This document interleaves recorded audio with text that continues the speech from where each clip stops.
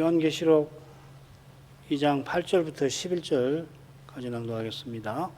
서머나 교회의 사자에게 편지하기를 처음이여 나중이여 죽었다가 살아나시니가 가라사대 내가 네 환난과 궁핍을 아노니 실상은 네가 부유한 자니라 자칭 유대인이라 하는 자들의 회방도 아노니 실상은 유대인이 아니요 사단의 회라 네가 장차받을 고난을 두려워 말라 볼지어다 마귀가 장차 너희 가운데에서 몇 사람을 옥에 던져 시험을 받게 하리니 너희가 10일 동안 환난을 받으리라 네가 죽도록 충성하라 그리하면 내가 생명의 면류관을 네게 주리라 구에 있는 자는 성신이 교회들에게 하시는 말씀을 들을지어다 이기는 자는 둘째 사망의 해를 받지 아니하리라.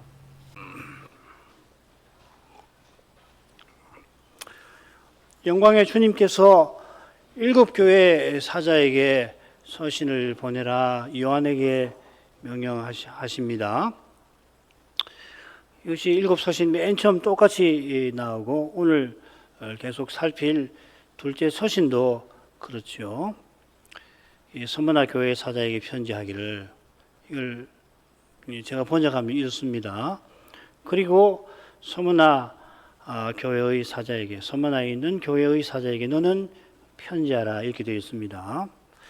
이건 요한이 이상 중에 영광의 주님을 배울 때 주님께서 포괄적으로 명령하신 것이죠. 1장 11절 또 19절 서서 기록하라 똑같은 말입니다. 동사도 같고 명령형으로 쓰라 편지하라 이렇게 되어 있습니다. 이 번역 때문인지 이걸 읽으면은 이런 뜻으로 요한들어 에베소 사자에게 편지를 써라 또 서머나 교회 사자에게 편지를 써라 이렇게 다가오지 않는다는 것을 제가 최근에 확인을 하고 이게 이 대목 읽을 때에 요한들어 편지를 쓰라 하신 거구나 명령이구나 그렇게 읽으시면 좋겠습니다. 주님께서 서머나 교회의 사자에게 써보내라 하시는데 이 서머나 교회라고 했지만 좀 더 정확하게는 서머나에 있는 교회 이렇게 되어 있습니다. 서머나에 하나님의 교회가 있다는 거죠. 거기 사탄의 회당도 있습니다. 버가마 서신 오늘 오후에 살필 그 서신을 보면 사탄의 위가 보좌가 어느 곳에 있다 이렇게도 이야기를 합니다. 서머나에 있는 교회가 서머나에 있는 지역 교회라는 말인가 보편의 교회가 서머나에 있다는 뜻인가 이걸 좀 살펴야 합니다.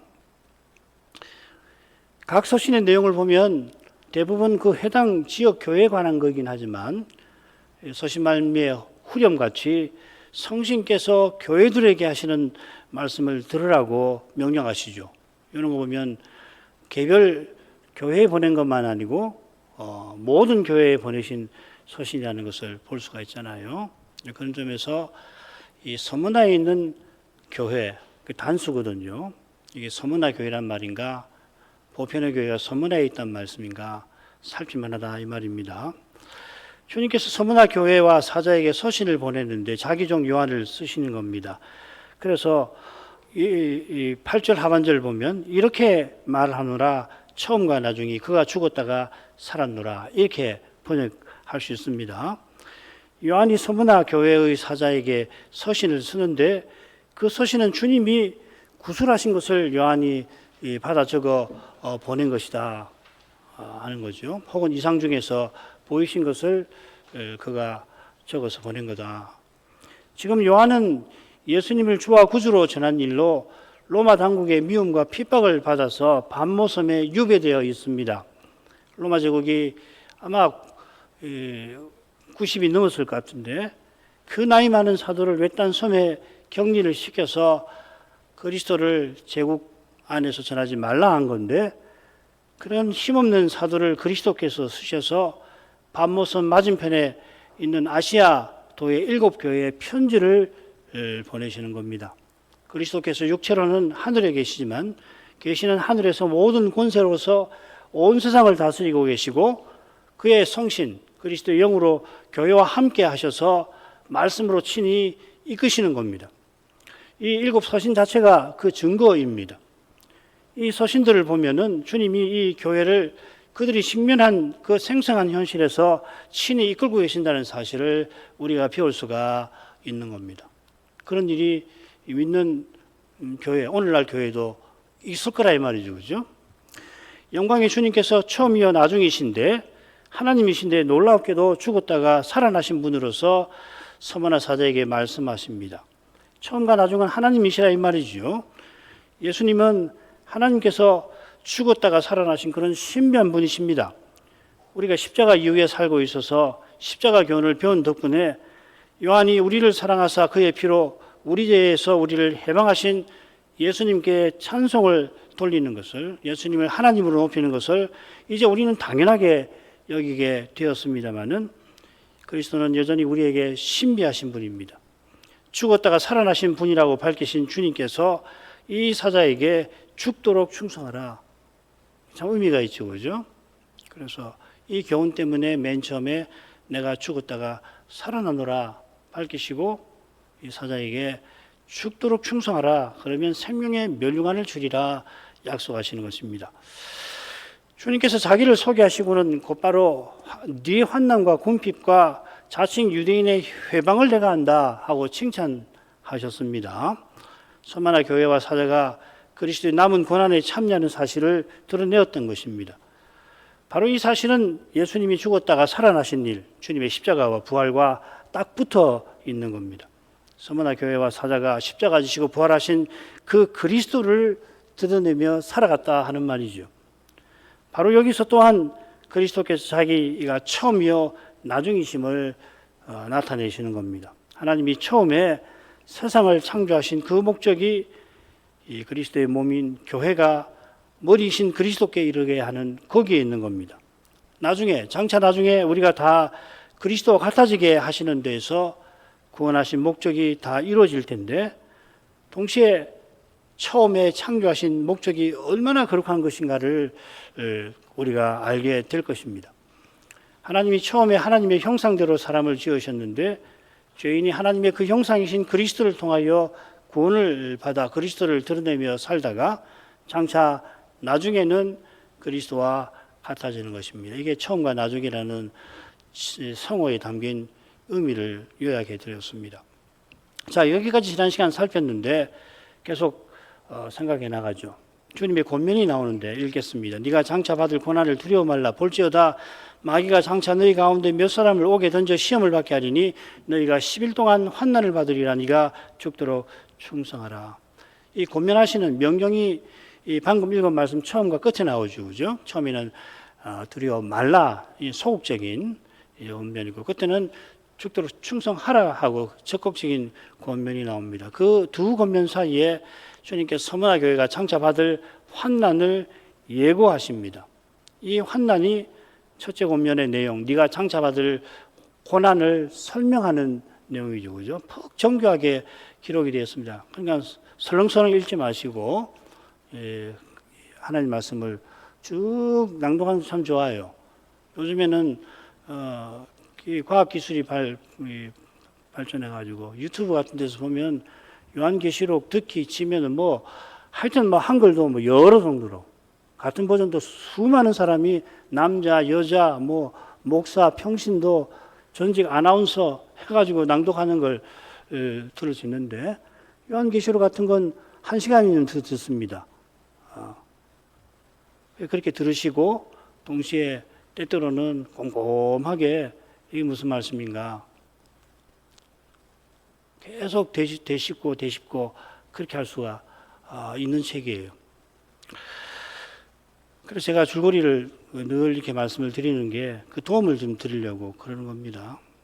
다른 책들은 읽으면은 학교 다닐 때도 보면 문학 공부할 때 줄거리도 배우고 문단이 어떤 식이냐, 두괄식이냐, 양괄식이냐, 미괄식이냐 이런 거 생각도 배우시지 않습니까? 성경 읽는 데는 그렇게 안 해요. 참 이상한 일 아니에요? 성경을 신비한 책으로 봐서 그런 건 같은데 동시에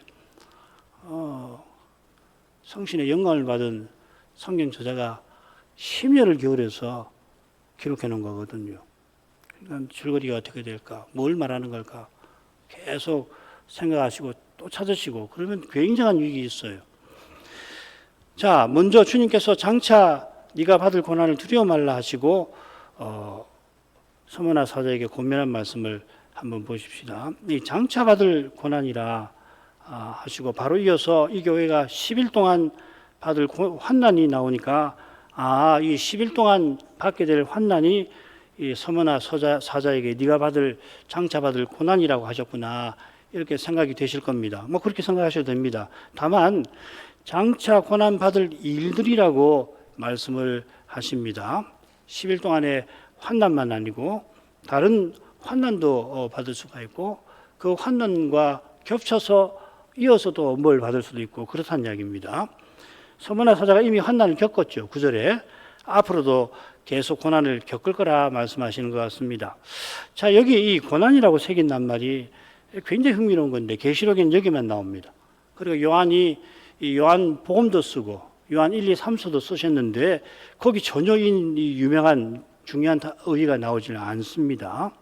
이 의의는 가령 내가 고난받기 전에 너희와 유월절 음식 먹기를 원한다. 이 고난은 그리스도 십자가를 가리키고 또한 우리가 받는 것 같은 고난을 너희도 견디게 하느니라 하는 말씀대로 사도와 교회가 믿음의 길에서 받는 고난을 가리키는 중요한 표현입니다.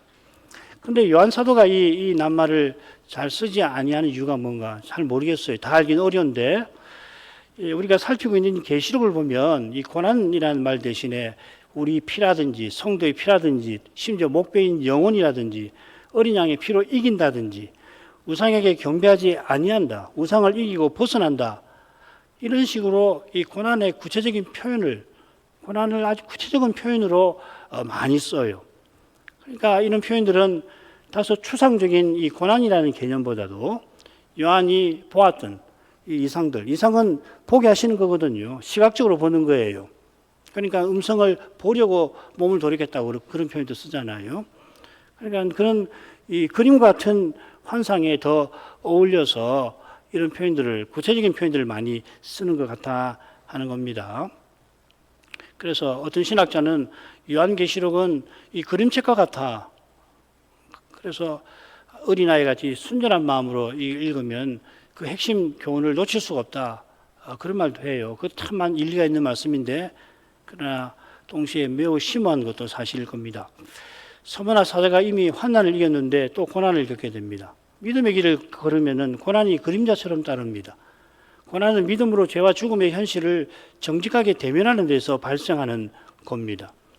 그런데 사람은 연약한 탓에 누구나 고통을 싫어해서 자기도 모르게 그런 현실을 만나면 외면하거나 회피하기 쉽습니다. 어쩔 수 없어서 이 슬픔과 고난을 당하는 거지 만일 피할 방도만 있다면은 그거 따르지 않고 배기지 못하는 겁니다. 그처럼 어려움을 해결해 줄 만한 것이 눈앞에 보이면은 그게 잘못된 것인 줄 알면서도 자기도 모르는 사이에 몸이 쏙 향한단 말이죠. 이런 인생이나 믿음의 길에서 힘든 일을 만나면 견디기가 쉽지 않은 건 사실입니다. 사람의 연약함은 육의 몸에 썩고 부끄럽고 약한 문제와 붙어 있는데 서머나 사자처럼 자칭 유대인의 회방 때문에 옥에 갇히거나 재산을 잃게 되면 죽음의 두려움과 불명예의 수치감, 죄인이 되는 거 아니에요. 옥에 갇히면. 그게 죄가 없는데도 옥에 갇히면 사람들은 뭐 죄인인지 없는지 알 턱이 없잖아요. 그러니까 옥에 갇히면 아주 죄인이단 말이죠. 그러면 이제 부모님이 그렇게 되면은 그 자식이 니네 부모님이 감옥에 갇혔구나. 믿음으로 사느라고 그렇게 했는데 그거 알 턱이 있나요? 그러니까 또래들에게 따돌림 당하고 손가락질 당하고 친척들도 뭐 사정을 안 한가요? 모르죠. 예수 믿지 않으면은 모르니까 아이고 참 잘 믿는다 하더니 감옥이나 들어가고 잘 됐다. 그럴 거란 말이죠. 그러니까 불명예의 수치감을 받을 수 있고 특별히 낙담의 무력감에 시달리게 됩니다. 이 뭔가 내가 예수님을 참 진실되게 믿으려고 애를 썼는데 이게 뭐지? 그게 갇히면 재산을 잃으면 할 수 있는 게 별로 없잖아요. 당장은 사람은 그렇잖아요. 그런 고난에 관해서 이미 알고 있지만 막상 겪게 되면은 때때로는 알고 있었다는 사실 때문에 믿음의 길을 걸으면 고난을 받는다고 했지, 알고 있었다는 사실 때문에 더욱 어려움을 당할 수도 있습니다. 안다고 생각했지만 막상 겪으면 인생이 이렇게 연약하구나 처절하게 맛보게 될 때 그만큼 낙심이 되기도 하는 겁니다. 이미 고난을 제대로 겪었다면 다신 겪고 싶지 않을 만큼 고난은 연약한 사람이 감내하기 힘든 겁니다. 주님께서 아버지와 우리를 향한 그 사랑으로 십자가를 지신 것처럼 우리를 향한 이 주님의 사랑만이 고난을 받아들이고 견디고 이기게 하는 겁니다. 인생의 연약함을 잘 아시는 주님이시라 곧 들이닥칠 고난의 현실에서 두려워 말라 하고서 서머나 사자를 격려하셨을 겁니다. 그처럼 믿음의 길에 이런 두려움이 일어날 때마다 십자가 지신 주님과 주님이 약속하신 장래의 복을 바라볼 것입니다. 믿음의 길을 걷는 것은 주님과 같아지는 복된 순간을 향하여 전진하는 겁니다. 믿는다는 것은 남들보다 좀 더 도덕적으로 사는 거 아니에요.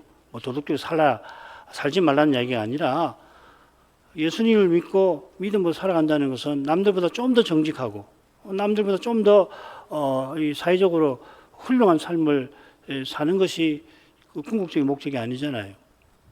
예수님과 같아지는 그 복된 순간, 부활에 이르는 그 길로 전진하는 겁니다. 이건 곧 자기를 부인하고 자기 십자가를 지고 주님이 이끄시는 대로 가는 겁니다. 주님께서 성신으로 교회와 함께 하셔서 주님과 같아지는 목표로 이 시간에도 친히 이끌고 계십니다. 교회가 주님의 인도를 받아가는 거기서 그 목표가 이루어져 가는 겁니다.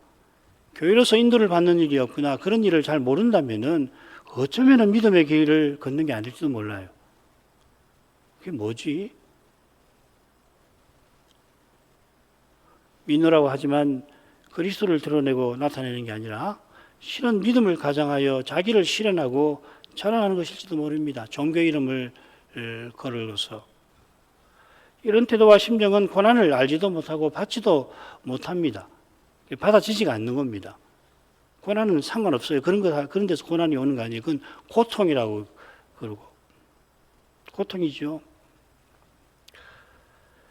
자기를 부인하는 거, 그 자기를 높이고 자랑하는 것을 부인하는 것이 고난의 시작이고, 자기 십자가를 지고 주님을 쫓는 것이 고난의 길을 계속 걷는 겁니다. 그 길에서 주님이 인도하시는 것을 맛보는 교회와 신자는 잠시는 근심하게 되겠지만은 결국은 두려움을 이기게 하시는 겁니다. 그리고 마침내는 신령한 전쟁에 참여하도록 하시는 것입니다. 이게 가장 이 땅에 살면서 가장 복스러운 상태 아니에요. 주님께서 볼지어다 하시고서 이 서머나 사자가 받을 고난 하나를 예고하십니다. 그거는 마귀가 서머나 교회 몇 사람을 옥에 던져서 시험 받게 하는 일입니다. 9절에 서머나 사자가 자칭 유대인의 해방 때문에 궁핍을 겪었다. 아마 재산 몰수를 당한 것 같은데 이번에는 투옥의 고난을 예고하십니다. 히브리서에 보면은 교회로 선지 얼마 안 되는 그 교회가 이런 일을 당했다고 히브리서 10장 34절에 기록되어 있잖아요. 너희가 갇힌 자를 동정하고 너희 산업을 빼앗기는 것도 기쁘게 당한 것은 더 낫고 영광한 산업이 있는 줄 알미라. 영원한 나라를 사모하니까 이런 일을 기꺼이 겪은 거다. 기쁘게 당했다. 아마 로마 제국이 이렇게 해서 재산도 빼앗고 나중에는 투옥도 시키고 해서 겨우 목숨만 부지하게 만든 것인지 모르겠습니다. 황제를 숭배하지 않는다고 해서.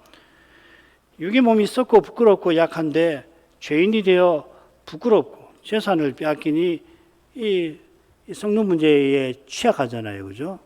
이 땅에서 썩는 문제를 해결하려면 무엇보다도 보통 사람들은 돈을 추구하게 돼 있잖아요. 그 옥에 갇히면은 이것저것 할 수 없는 무력감에 비참하기 그지 없을 겁니다. 당시 로마 제국 배후에 사탄이 있는 거예요. 사탄이 황제 숭배를 이용해서 온 제국 신민을 우상 숭배로 어둡게 할 뿐만 아니라 특별히 그리스도의 교회를 핍박하였던 겁니다.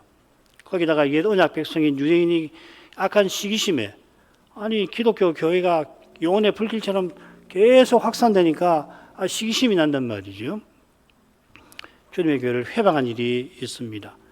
마귀가 옥에 던졌다고 한 것처럼 자칭 유대인의 회당이 사단의 회당이 되어서 사단의 일꾼 노릇을 했다 하는 말입니다. 사탄이 마귀가 핍박을 통해서 노리는 게 시험입니다. 이 계시록을 보면 시험한다는 낱말이 3번 나오고 전부 7서신에 나옵니다. 이 시험한다는 낱말이 둘째 서신과 짝을 이루는 6째 서신 빌라델비아 서신에 이렇게 나와요. 3장 10절 네가 나의 인내의 말씀을 지켰은즉 내가 또한 너를 지키어 시험의 때를 면하게 하리니 이는 장차 온 세상에 임하여 땅에 가는 자들을 시험할 때라. 온 세상에 임하는 시험의 때는 재림의 때를 말합니다.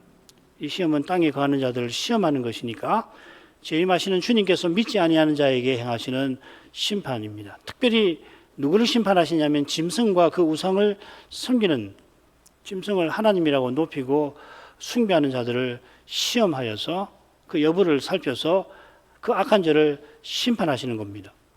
이 두려운 시험을 때를 면하는 이가 있는데 나의 인내의 말씀을 지킨 자들이라 하셨습니다. 이 인내는 지금 여기서 믿음의 시련을 겪는 건데 지금 서머나 교회처럼 사단의 시험을 이기는 것이 있습니다.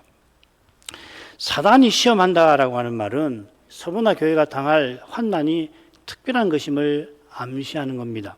암시라고 할 것도 없어요. 그걸 가리킨다고 해도 됩니다.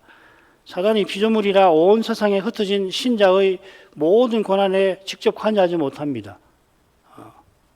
욥기를 보면 여호와께서 내 종 욥을 유의하여 보았느냐 물으신 것처럼 사탄이 여호와의 종이며 세상에서 누구보다 여호와를 경외하던 욥의 시대에 사탄이 욥에게 그 마음을 두고 이 욥을 노렸다 이 말이죠, 그렇죠? 계시록이 도미티아누스 황제 때 기록된 거라면 그게 이제 81년부터 96년 사이에 이 사람이 왕이 있었는데 당시 황제 숭배를 거부하던 교회의 핍박은 예사로운 것이 아닐지 모릅니다. 역사서에도 기록되어 있지만 혹심한 핍박이 그때 있었죠. 서머나 교회가 아시아 7교회 중에 빌라델비아 교회와 함께 주님의 칭찬을 받는 교회인데 이런 교회를 시험하여 넘어뜨리는 것이 사탄에게 실로 중요한 일이었을 것 같아요. 그처럼 서머나 교회는 10번도 넘게 핍박을 받았고 이건 역사서에 나오는 겁니다. 마지막인 12번째에는 그 유명한 폴리카르푸스가 숭배당한 이야기가 있는 교회입니다. 주님께서 10일 동안 너희가 곧 서머나 교회가 환난을 받으리라 예고합니다. 교인 중에 몇 사람을 옥에 넣어서 그들이 마귀에게 시험 받을 텐데 아울러 교회가 환난을 받는 겁니다. 이는 아마 옥에 갇힌 이들이 교회의 직분자나 지도자인 사실과 붙어 있을 것 같아요. 이렇게 되면은 교회는 무엇보다 말씀 전하고 받는 일에 장애가 생길 겁니다. 말씀이 가장 절실한 시기인데 마귀가 시험하니까 얼마나 말씀이 절실합니까? 말씀 아니고는 그 현실을 해명하지도 못하고 그걸 견딜 수가 없게 되는데 사람 생각에는 말씀이 들리지 않을 것 같지 않겠습니까? 이보다 교회와 신자에게, 참된 교회와 신자에게 힘든 상태는 없는 겁니다. 그런 상태에서 서머나 교회는 믿음으로 고난받아야 합니다. 자신들도 옥에 갇힌 자들처럼 험한 일을 겪을지 모른다 하는 두려움이 물론 일어날 것입니다만은 간절히 주의 도우심을 바라면서 그 현실을 이길 말씀을 무엇보다 구해야 할 겁니다. 그러려면 이런 일이 없을 때에 이렇게 살아야 하는 거예요. 이런 어려움이 닥치지 않을 때는 마음대로 살다가 이런 일이 닥치면 아이고 큰일 났구나, 기도해야 되겠구나, 꼭 그렇게 되는 거 아닙니다. 날마다 그런 일이 전혀 없을 때에 특별히 자기 자신 안에 있는 죄의 현실, 자기 가까운 현실에서 제가 얼마나 심각한가 하는 것을 말씀으로 늘 깨닫고 이 죄에서 건지시려고 예수님이 십자가를 지신 공로를 의지하면서 이 무시무시하고 끔찍하고 교묘한 이 죄가 장차는 다 없을 날이 올 것이라는 것을 바라보면서 살아야만이 이런 때를 만나면 기도하게 되는 거예요. 평안할 때 무슨 일이든지 기쁜 일이든지 슬픈 일이든지 있을 때 먼저 하나님 앞에 나가서 아뢰는 심정 말이에요. 이게 굉장히 중요한 겁니다. 그러지 않고 어렵게 되면은 기도하게 되겠지. 그 사람은 기쁠 때 하나님께 감사하지 않을 겁니다. 그렇게 될 수가 없어요. 무슨 일이 생기든지 무엇보다 하나님 앞에 아뢰야 되겠구나. 그러고 살아야 그래야 하나님 말씀도 늘 간절히 구하고 그런 분들이 그런 교회와 신자가 어려운 일을 당하면 뭐가 어려운지 아는 거란 말이죠. 안 그러면 나도 감옥에 갇히면 어떻게 되나? 그러면은 어디 빽이 없나? 어디 적그리스도가 장악한 그런 제국에서 힘센 친구나 친척이 어디 없나? 그러고 찾아다니겠죠.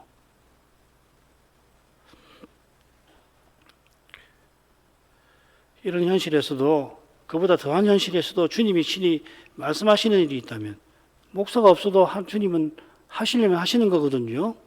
목사가 꼭 있어야 말씀을 듣습니까? 목사가 있다고 해서 그 사람이 반드시 하나님 말씀을 전한다는 보장이 어디 있어요? 그처럼 사람 목사가 없더라도 하나님께서는 자기 백성을 사랑하시면 신비한 방식으로 말씀을 주시는 거라고요. 그런 일이 있으면 말씀하시는 주님이 신비하게 해답이 되실 겁니다. 자, 이런 사실에 비추어서 네가 죽도록 충성하라는 권면을 살펴보십시다. 서만화 교회 중 일부가 옥에 갇혀서 너희가 환난을 받을 것이라고 했는데 네가 죽도록 충성하라 하셨으니까 이건 서만화 사자에게 주시는 권면이 맞죠. 우선은 그죠? 잘 살펴서 읽어보셔야 됩니다. 그냥 뭉뚱그려 가지고서 교회에게 하신 말씀이구나 그렇게 하는 게 아니라 읽어보면 너희 이렇게 나오잖아요. 죽도록 충성하라 하신 것은 서머나 사자가 옥에 던져서 죽을 수도 있다는 것을 암시하는 겁니다. 혹 죽음에 이르더라도 충성하라 권하십니다. 이 표현이 이 충성하라고 하는 이 표현이 셋째 서신에 보면은 순교자 안디바에게 사용돼요. 내 충성된 증인 안디바가 죽임 당할 때에도 나를 믿는 믿음을 버가모 사자 너는 버리지 않았다 이렇게 되어 있습니다. 충성된 증인은 인사말에서 주님의 성으로 나오죠. 주님께서 충성된 증인으로 죽은 자 가운데서 살아나셨다. 충성된 증인이라 십자가를 지셨다 하신 것처럼 서머나 사자도 황제가 아니라 주님께 충성할 때 주님을 증거하며 목숨을 잃을 수도 있습니다만은 그런 그에게 생명의 면류관이 약속됩니다. 생명의 면류관은 죽도록 충성한 상입니다. 아울러 죽도록 충성하는 이것은 죽었다가 부활하신 주님을 본받는 것, 그 주님의 부활 생명을 살아내는 겁니다. 사람 눈에는 그가 죽었지만 그의 죽음을 통해서 주님의 부활의 능력이, 부활의 생명이 발휘된다는 거 아니에요. 그러니까 나를 믿는 자는 죽어도 영원히 살겠고 그렇게 말씀하시는 거 아니에요. 틀림없이 이 육신의 목숨은 끊어지지만은 신자는 영원히 사는 거예요. 부활의 생명을 이미 공급받아서. 그리고 부활 날까지 하늘에서 그리스도 안에서 잠자고 있다가 다시 오시는 날 부활의 몸을 입는 거 아닙니까? 서머나 사자가 옥에 갇혀서도 주님을 부인하지 아니하다가 죽더라도 그 죽음을 통해서 부활하신 주님은 자기를 드러내실 겁니다. 부활한 자기를 드러내실 겁니다. 죽임당하는 그를 통해서 주님께서 살아계신 사실이 입증됩니다. 이는 죽임당한 그가 장차 주님과 같아질 것이라는 것을 또한 가리키죠. 이러한 신비는 반드시 순교에만 나타나는 건 아닙니다. 우리 주님은 순교를 강요하거나 장려하지 아니하십니다. 기독교는 죽음의 종교 아닙니다. 부활의 종교. 순교는 오히려 원수마귀의 악심과 미움 때문에 생기는 겁니다. 욥도 마찬가지 아니에요. 욥이 왜 고난을 받습니까? 그게 마귀의 악심 때문에 생기는 거 아니에요. 재림 직전에 짐승은 적그리스도는 자기를 숭배하지 아니한 자를 몇이든지 다 죽일 겁니다. 이리하여서 그러한 과정을 통해서 죄가 가장 죄될 것입니다. 지독히 죄될 것입니다. 마귀와 짐승과 거짓 선자가 더욱 영원히 심판받지 않을 수 없게 될 겁니다. 아울러 이로써 주님께서는 죄와 죽음의 권세를 철저하게 물리치고 계실 것입니다. 그처럼 교회 역사에서 순교의 피가 흐른 만큼 약속하신 영광이 이루어지게 하시는 겁니다. 순교가 아니더라도 믿음의 길에서 겪는 고난을 통해서 영원한 영광이 점점 이루어지게 하시는 겁니다. 비슷하게 생명의 멸류관을 주리라 약속하신 주님께서 이미 영원한 생명을 맛보게 하시는 겁니다. 그리하면 내가 생명의 멸류관을 네게 주리라. 죽도록 충성하는 서머나 사자에게 생명의 멸류관을 주신다 하셨습니다. 이건 11절에 나오는 일반적 약속과는 구별되는 거죠. 서머나 사자처럼 칭찬만 받는 빌라델비아 사자도 일반적 약속에 특별한 약속을 받습니다. 아까 10절도 마찬가지인데 9절도 그렇습니다. 9절 읽어볼게요. 3장. 보라 사단의 회 곧 자칭 유대인이라 하나 그렇지 않고 거짓말하는 자들 중에서 몇을 너에게 주어 저희로 와서 너의 발 앞에 절하게 하며 내가 너를 사랑하는 줄을 알게 하리라. 이게 승리에 대한 약속이죠. 특별한 약속이죠. 참고로 사대 교회의 일부 신자도 그런 것 같은데 읽으면 결국은 일반적 약속과 똑같습니다. 이건 뭐 그때 설명을 하죠. 생명의 멸류관을 주마 하신 뜻이 있을 겁니다. 이 멸류관이라는 표현이 흥미롭게 이 빌라델비아 서신에 한 번 더 나옵니다. 7서신 중에서는. 이 서신에서는 그냥 네 멸류관이라고 되어 있고 여기서는 생명의 멸류관이라 되어 있습니다. 계시록의 멸류관이 6번 더 나오는데 2번은 24장로가 쓴 멸류관이고 7인 중에서 첫째 인을 떼실 때 백마탄 기수가 쓴 멸류관이 있고요.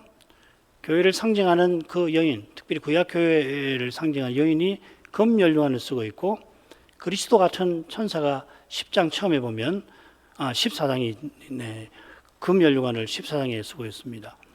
한 번은 황충들이 각각 금 같은 멸류관 비슷한 것을 썼다 하고서 조금 뉘앙스 있게 썼습니다. 낱말은 다르지만 여기서 스테파논, 스테판이라고 하는 서양식 이름이 여기서 나온 겁니다. 그 뜻은 멸류관인데 이 디아데마라고 하는 게 있습니다. 이 세 번 쓰이는데 2번은 용과 짐승에게, 한 번은 심판장이신 주님께 쓰입니다. 이런 그 용례를 다 종합해 보면 멸류관은 통치자의 영광을 가리키는 것 같습니다. 주님께서 서머나 사자에게 영원한 생명 주겠다 약속하신 건데 생명의 멸류관을 주겠다 하시는 것은 주신 영원한 생명을 발휘해서 그가 아버지의 나라를 상속해서 다스리게 될 것을, 왕과 같이 다스리게 될 것을 가리키는 것 같습니다. 11절로 하겠습니다. 귀 있는 자는 성신이 교회들에게 하시는 말씀을 들을지어다. 이기는 자는 둘째 사망의 해를 받지 아니하리라. 이 고면과 약속은 7서신에 다 나옵니다.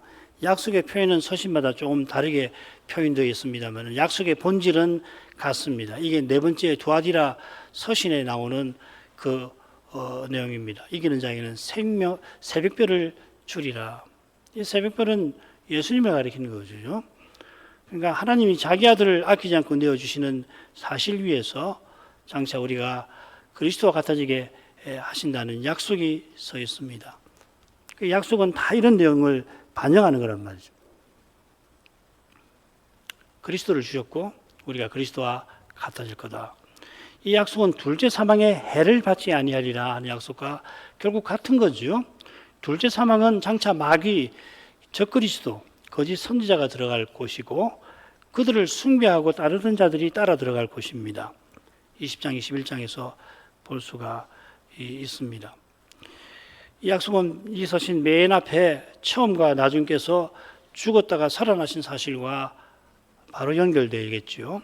하나님이 사람 되셔서 죽었다가 살아나신 까닭에 사람 대신 하나님을 믿는 그리스도를 믿는 신자도 죽어도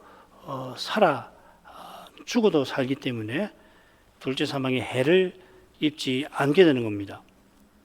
이 확신이 사망한 너의 이김이 어디 있느냐 하는 사도의 선언의 서려였습니다. 장차 둘째 사망의 해를 당하지 않는다는 확신이 어떻게 나오냐면 사망한 너의 이김이 어디 있느냐 하는 지금 이곳에서 확신에 찬 선언으로 나타난다 이 말이죠. 이 선언은 이러한 감사와 권면으로 바로 이어집니다. 사망한 너의 이김이 어디 있느냐 하고 우리 주 예수 그리스도로 말미암아 우리에게 이김을 주시는 하나님께 감사하노니 그러므로 내 사랑하는 자들아 경고하며 흔들리지 말며 항상 주의 일에 더욱 힘쓰는 자가 되어라. 이만큼 하죠.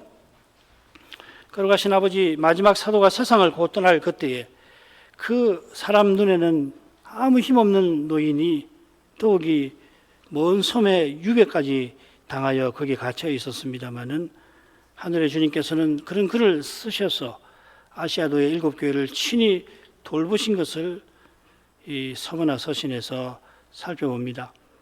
이 교회가 어떤 상황에 있는지 저희로서 다 알지 못하지만 이 교회 사다가 자칭 유대인의 회방 때문에 로마 제국에게 재산 몰수를 당하여 궁핍한 처지에 이미 있었고 그런 일들이 계속 벌어져서 조금 있다가는 그도 다른 지도자들과 함께 옥에 갇힐 수도 있었습니다만 그런 현실에서도 이 사대가 주님께 칭찬받을 만큼 주님께서는 사람 보기에 힘없는 교회와 사자를 통해서 주님의 일을 능히 이루시는 줄을 믿습니다. 요한들어 이 위대한 성경책을 쓸 수 있게 하신 것이 얼마나 큰 일인지 모를 수가 없습니다. 이런 위대한 일을 행하신 우리 주님 예수 그리스도께서 이 시대에도 주님의 교회들을 돌봐 주시며 지금보다 훨씬 힘든 때가 들이닥치더라도 그때에도 그리 하실 것을 그때는 그때대로 더욱 능력 있게 신비하게 그리 해주실 것을 바라보도록 해주십니다. 아버지여 성신님으로 늘 감화해 주셔서 저희가 평안한 때 그리스도를 늘 바라보게 하시고 어떤 때든지 아버지의 이름을 부르는 슬픈 때든지 기쁜 때든지 마음이 착잡한 때든지 무엇을 해야 할 바를 알지 못할 때는 물론이고 주의 인도를 받아서 능력 있게 행하며 아름다운 열매들을 보는 그때에도 무엇보다 아버지의 이름을 부르는 그런 심정을 항상 품게 해 주시옵소서. 예수님 이름으로 기도합니다. 아멘.